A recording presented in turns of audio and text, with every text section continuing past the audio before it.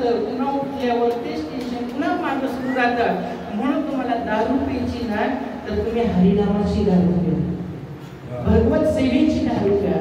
जाम पर जाम पीने से क्या फायदा, रात को पी सुबह को उतर जाए, हरिनाम का प्याला पीकर देख सारी जिंदगी नसीब में हो.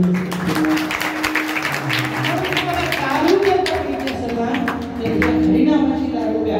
आणि ह्या हरिनामाच्या दारू जर का पिले, ही नशा जर का केली, ही नशा फार विचित्र. मला तुम्ही सांगा, मला बालाजी कोणी सांगितलं आम्ही 3-3 वाजेपर्यंत इथं भजन करीत बसतो. तुम्ही एरवी जागा बरं घरी 3 वाजेपर्यंत जागता का? नाही. त्या भजनाची नशा असे, भगवंताच्या नामाची नशा असे की आम्ही आमचे जीवन घरदार सोडले.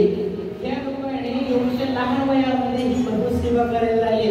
विचारायचे आमचे सगळे वारकरी लोकांना 8 वर्ष 10 वर्ष आळंदीला जाऊन साधना केली. कशामुळे? या नशेचा चस्का लागलेला आहे.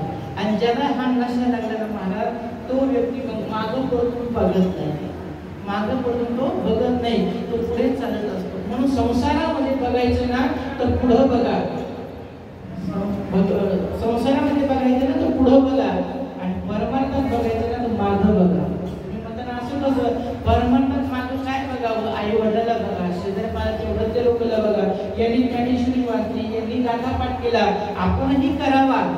पण आपलं उलट चाललं, आपण संसारात पुढे बघायला लागलो आणि संसारामध्ये मागं राहायला लागलो, पुढं चाललेलो आपण. कसं चाललो? शेजाऱ्याने घर घेतलं, आपल्याला घर घ्यावं वाटलं, शेजाऱ्याने गाडी घेतली, आपल्याला घ्यावी वाटायला लागली. हा जो संसाराचा उपक्रम आहे हा दुःखाला जन्म देणार आहे. म्हणून माणसाने काय करावं? तर नरकाला जायचं नसेल तर माणसाने हे 7 कर्म करू नये, मनीला पाशन करू नये, दारू चांगले नाही, चांगले चांगले संसार बर्बाद झालेले, उद्ध्वस्त झालेले आहेत दारूने. म्हणून दारूसारखी नशा आहे जगामध्ये दुसरी कोणती नाही. मदिरा, मरग्यात, शिकारी करणे.